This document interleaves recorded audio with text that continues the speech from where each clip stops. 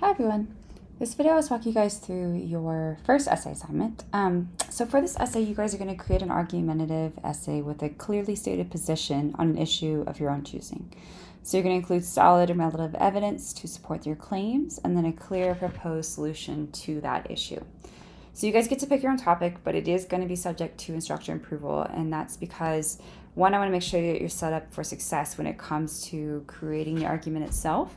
And two, this is actually going to serve as the basis, this topic as the basis for your second essay as well, where you're going to add published research, including scholarly articles. So I want to make sure whatever you're proposing is going to be something that you can find appropriate and applicable research for.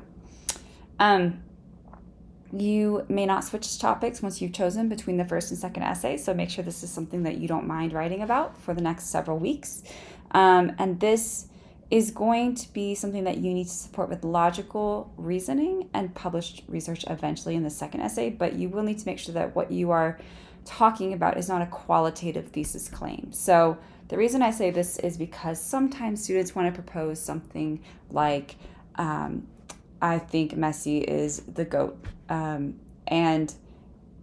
or Messi is the greatest of all time, whatever it might be. This is not something that is an arguable stance because it is a qualitative state, meaning best, most, these types of things are not things that you can actually ultimately prove because they are entirely opinion-based. So whatever you choose, it needs to be a substantive topic that has a clear stance that you take on one side of the issue or the other. So the other thing you cannot do is take both sides of the issue and evaluate essentially the strengths and weaknesses of both sides. What you're doing here is trying to prove one stance or one side of the issue. So, for example, a topic like this could be something like, I would like to argue, so the topic in general could be about the legalization of marijuana on a federal level. And the stance would be that you are arguing for the legalization of marijuana on a federal level up to 2 ounces or something like that. So you need it to be very narrow and specific and concrete. What I don't want to see is something like, I want to argue that PE is good for kids.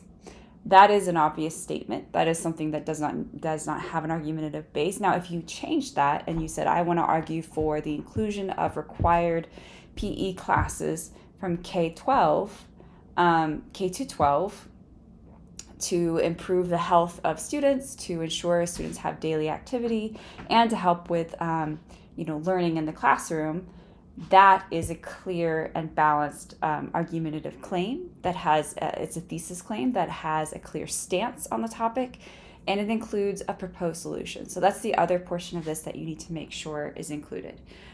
You cannot say something like, I want to argue that we need to be better at ensuring that we combat climate change. Because I would come back to you then and say, well, what is your proposed solution there? What are the details of that proposed solution? So the way to strengthen that would be to say something like, I believe in North America, make it more narrow. We should implement federally funded recycling programs in all states. We should set federal EV production goals at 10% or whatever it might be of all cars by 2025 or 2035. And then we should also implement, some type of additional, solution or something like that. So that's how you create a very concrete claim that has both a stance on the topic and a clear proposed solution with detail.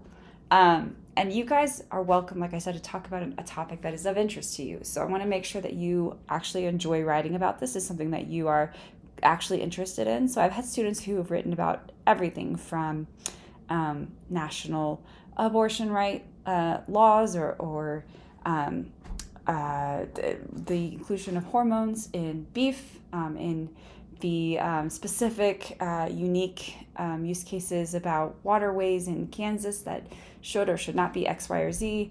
There are a lot of topics you guys can choose from.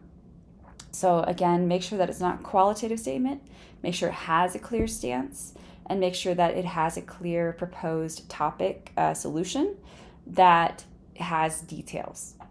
So you guys are actually going to submit a topic proposal. Once that is approved, you'll be working on an outline and then your essay draft. The essay itself, when you turn that in, is going to be 3 to 4 pages in length and is due on Sunday, October 6th at 11:59 p.m. MLA formatting is required, so that make sure you have the full header in the top left, the title and page numbers in the top right, and then make sure that you have all of the parts of a general essay, so a good introduction with your thesis claim, body paragraphs that have your main ideas, your analysis, and your evidence, and a conclusion which wraps up your argument and restates your thesis and your main ideas in new words. You will also need to include, as you come to see, 2 opposing viewpoints, or counter arguments as we call them, with refutations, and that will be explained to you as you work through. If you do choose to include any sources, you are not required to. Your evidence in this case could just be logical reasoning, examples, hypotheticals, things like that. If you choose to include a source or 2, which you're welcome to do if you choose to, make sure that you also include a works cited page that lists your sources with MLA formatting.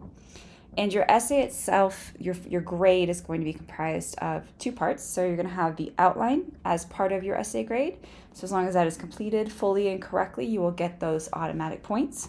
And then your final essay, which is submitted as a clean draft as a Word doc. Again, required that you submit this as a Word document. Do not give me a PDF and do not give me any other format like a Pages file. I've given you guys an example here of just an outline, but this is an assignment that you're actually going to be doing, so you don't need to worry about this right now. So that is your essay assignment. If you have any questions about this, let me know, but otherwise I want you to go ahead and move on to the next assignment. And again, I look forward to seeing these arguments.